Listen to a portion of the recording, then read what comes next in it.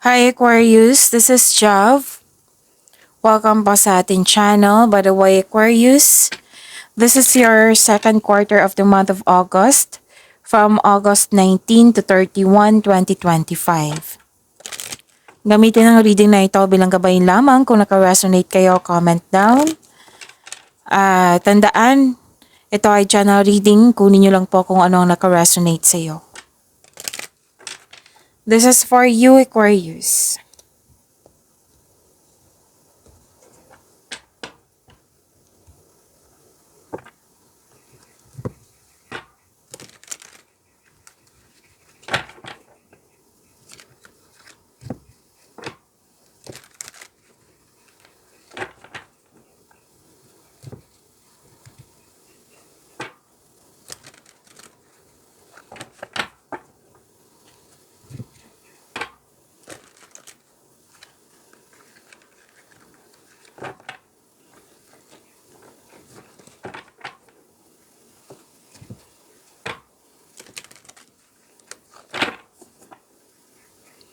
Para po ito sa iyo, Aquarius.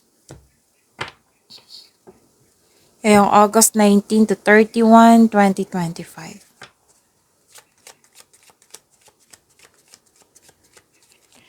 Maraming salamat po sa inyong patuloy na suporta, sa mga nag-donate, sa mga hindi nag-skip ng ads, maraming salamat po. Sa mga hindi pa nag-subscribe, subscribe na po kayo at click bell notification para malaman nyo na may bago tayong video. Para sa mga gusto magpa-reading po, comment po kayo ng personal reading. Again, comment kayo ng personal reading and check my reply sa comment section.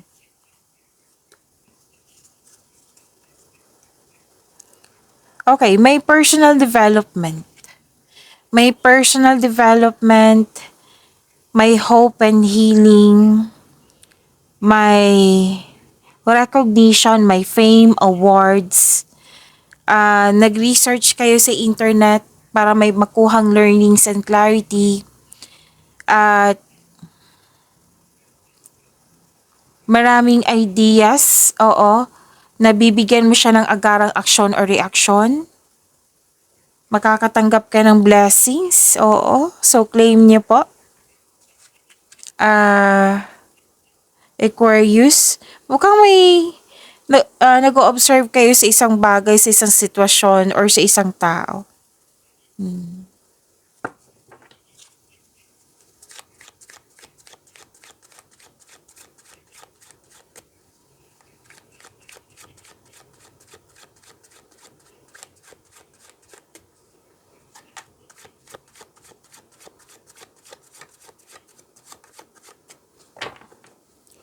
Energy po ni Aquarius ngayong August 19 to 31, 2025.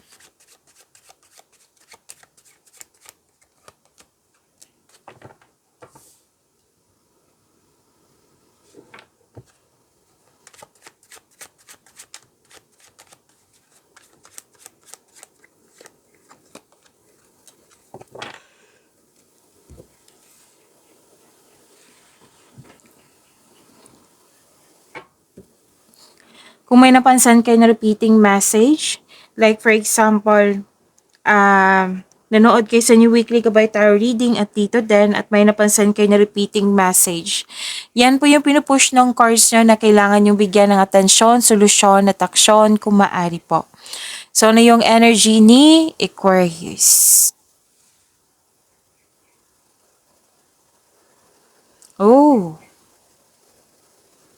Growth and expansion. Energy cards nyo to ha. Growth and expansion. So, may collaboration din ako nakikita dito.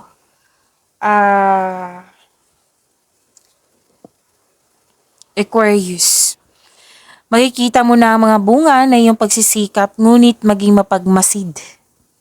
Kung may plano ka na, this is a time na gawin mo na ngayon. So, gumagawa ka ng aksyon dito sa matagal mo ng plano for your growth. May posibilidad na maglakbay o ituloy mo ng matagal mo ng plano para mag-abroad para doon na magtrabaho. Okay, ang ilan sa inyo. Pero doon nagkaroon ng gathering with friends or mag-participate kayo sa isang group activity. May bakasyon din ako nakikita dito. May travel plans. May magaganap na collaboration. Kung negosyante kayo, may balak kayo or gagawa hindi lang siya balak kundi aksyon din to. Oo, na magdagdag empleyado due to increase profits. Or di kaya kayo ay na-hired as dagdag empleyado kasi nga maraming malapit na ang ano no, Aquarius, anong tawag dito? Peak season. September, October, November, December. Okay. Yan, ang ganda nito, growth and expansion po. This is movement also, so expect na magiging busy kayo. Oo. Kung nagbakasyon kayo ngayon, sa pagbalik nyo, magiging busy kayo.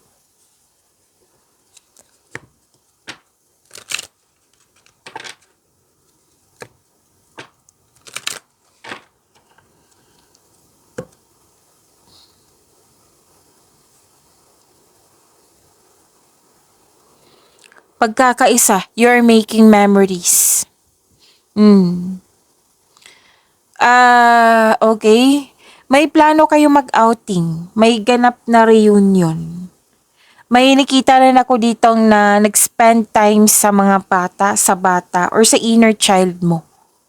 Pwedeng balak pa ito ha. Oo. Pwede din ginawa mo na ngayon kung kailan nyo ito napanood. Oo. Basta second quarter of August. Okay? And alam nyo ba, sa pag-connect sa inyong inner child, marerefresh yung energy nyo yan. Yes. Oo. Pwede din nag-spend time ka rin sa mga old friends mo o sa mga taong para mo ring pamilya. Posibleng may pagpatawad na mangyayari. Okay.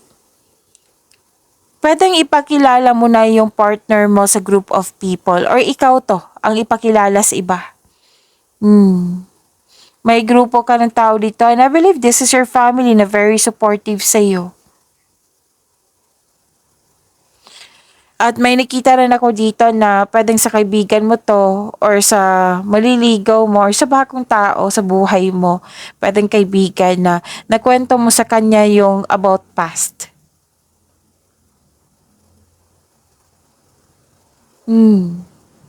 Nagkaroon ng time talaga sa ang ilan sa inyo dito. Pwedeng customer niyo po itong bata kasi may sabi dito na tinuturuan mo. Okay, most likely talaga to nag-spend time ka. Very supportive yung group of people sa iyo na naghahatid sila ng motivation sa iyo nang siyang dahilan po na magkakaroon ka ng focus sa pag-achieve ng goal mo. Okay, so ang ganda nito kasi nagkaroon ng panahon sa sarili, nagkaroon ng panahon sa bata, nagkaroon ng panahon sa inner child, nagkaroon ng panahon sa pamilya. Diba? Ang ganda niyan.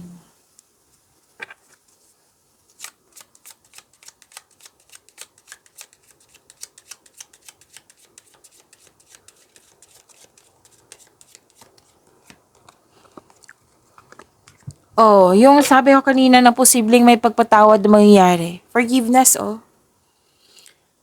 The angel number is 777, forgiveness. Love can heal even the deepest wounds. The angels encourage you to forgive and let go of past grievances in your relationships, allowing love to flourish and grow.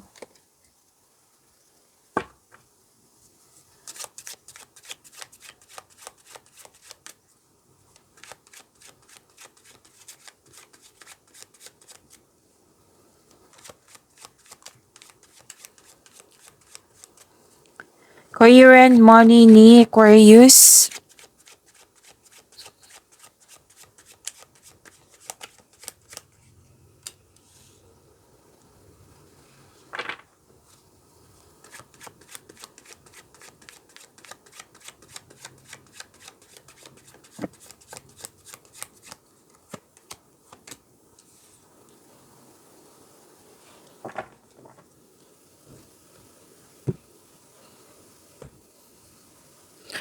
Sa career and money niyo po,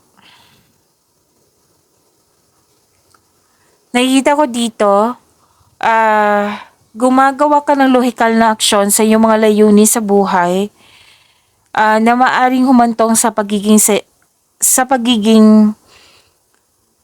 iyong sariling boss. Pwede din leader ka dyan, pwede may-ari ka ng negosyo, maaring makatanggap ka ng promotion, or pagkuha ito ng isang tungkulin sa pamumuno. Leadership role nga. Pwede din leader ka na dyan, na ginawan, what I meant is, yung ginampanan mo ng mabuti yung pagiging leader mo. Pwede din na may-ari ka ng negosyo or sa trabaho mo na magagawa mo yung trabaho mo na mag-isa. Oo. Na matatapos mo ito ng mag-isa rather than in collaboration. Oo. So promotion, pwedeng pagtaas ng kita, sweldo, allowance, maraming orders. Pwede din literal sa pag-angat mo sa inyong posisyon. Tapos ang sabi ng card dito na marami kayong mabubuting contribution. Oo. Kaya ka sikat. Oo. Kasi may sabi dito, 'di ba, sikat ka, fame. Yung maraming nag-compliment sa iyo. So, nakilala ka nang dahil sa inyong positive contribution dyan, yung naging successful yung mga ginagawa mo at nakilala ka. Ginagalang ka at the same time. Kung may legal issues kayo, legal matters, legal na usapin, kung meron makaka-receive kayo ng good news. Tapos you have the authority, Aquarius, yung masusunod talaga yung gusto mo. Posible talaga na most of you negosyante or leader dyan sa mga ginagawa nyo. So, gumagawa ka ng aksyon dito upang manindigan. Makinig din pa daw kayo sa inyong intuition at matiwala sa inyong boses. Yan ang sabi ng card nyo po. You want to win at all cost.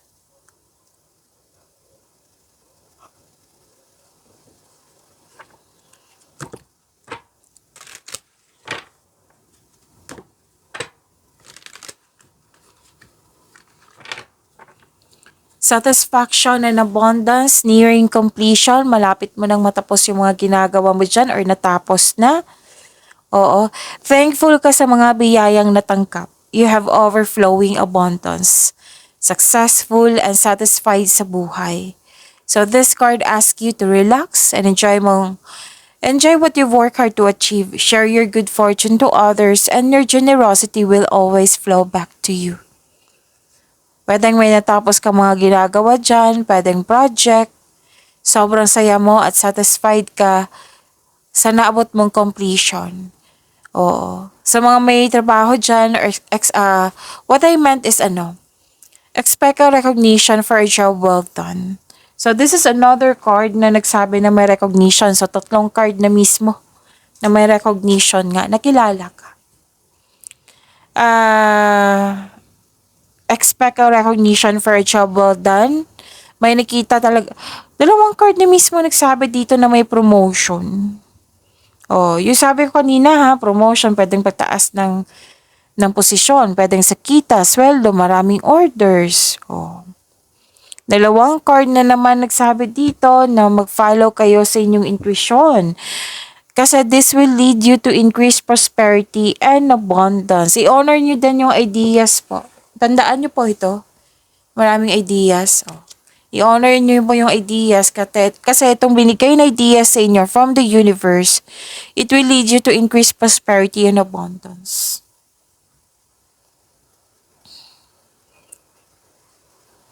So this card signals abundance in all areas of your life. Ang ganda. Satisfied ka. I-celebrate nyo po daw. Oo. Celebrate it by expressing gratitude and generosity. Yung mga biyayang natangkap nyo po. Kung pwede po.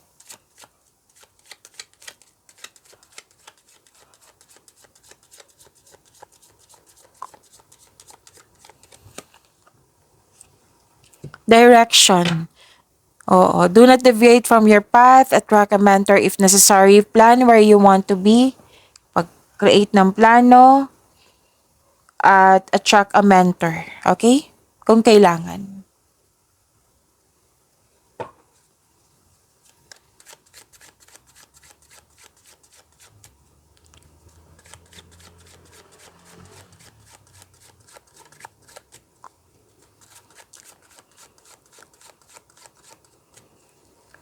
Love life, self-love, partnership, and romantic, Aquarius.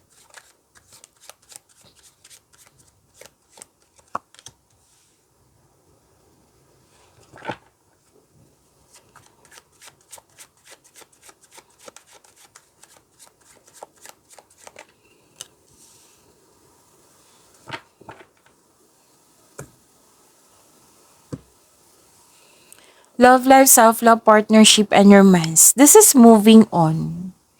You're embarking on a healing journey. Yes.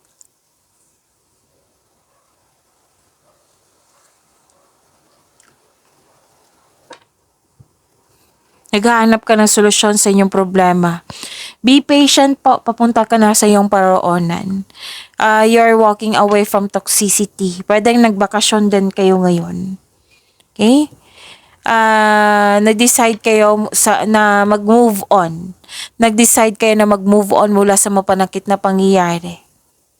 Sa mga marelasyon, posibleng itong nagpasya kayong mag-live-in or maglipat bahay para bumuo ng pamilya. This is relocation, paglilipat ng lokasyon, pwedeng bakasyon.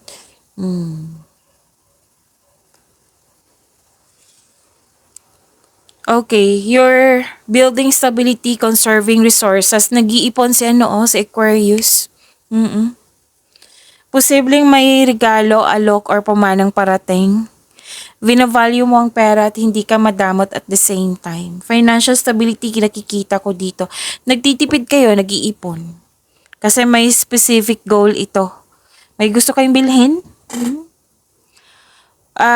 Sa mga single, sa buhay mag-asawa, sa mga may relasyon, nakikita ko kasi dito na ingat kayo sa inyong pera, nagkaroon ng sense of stability. More on planning to para you're saving money for the future or may specific goal kayo. Isa din to sa dahilan na sobrang sipag nyo sa trabaho. Kasi nga, gusto mo ng money. Gusto mong makapag-ipon. Oo. Gusto mo magkaroon ng financial security. Kaya, mas focus ka. Nakikita ko dito, mas focus kasi yung career and money.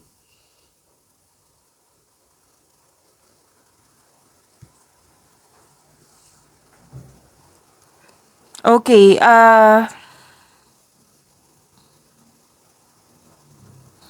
may nakita rin ako dito sa mga marelasyon na may balak plano, balak, or sinagawa na magbuo ng pamilya or dagdag anak.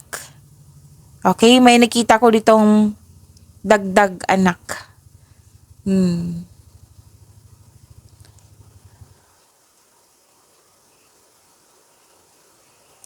Nakikita ko rin dito na sa mga single po, marami kayong choices Maraming maliligaw or maraming potential. Oo. Kung lalaki ka, marami kang mapipili. Oo. Na iniisip mo kung sino yung right person para sa'yo. Oo. Para sa lahat to whether sa lalaki ka man babae.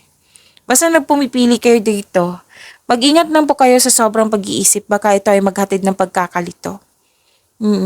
Sa mga relasyon sa buhay mag-asawa, ingat lang po kasi may nakita kong temptation dito. Alam nyo naman kung ano yung temptation. Oo, so mas piliin yung inner peace kaysa sakit ng ulo. Paalala lang po, pwedeng concern to sa iyo or concern mo sa kanya. Pwede din sa paggasta yan. Or temptation na para makabili ka ng ganitong gamit. Pwede. Pwede din, temptation talaga, literal na temptation na makakasira ng relasyon. So, think about it. Pag-isipan ng mabuti kung karapat-dapat ba. At the end of the day, kayo naman po mag-decide niyan kasi buhay niyo po iyan. Naiirita din kayo sa mga taong tanong ng tanong sa'yo. Oh, Aquarius, yung pinsan mo may jowa na, ikaw kailan ba? O Aquarius, yung pinsan mo buntis na, ikaw kailan ba? Oh, may mga ganyan na example lang po 'yan. Basta may mga nag-compare, rivalry, competition.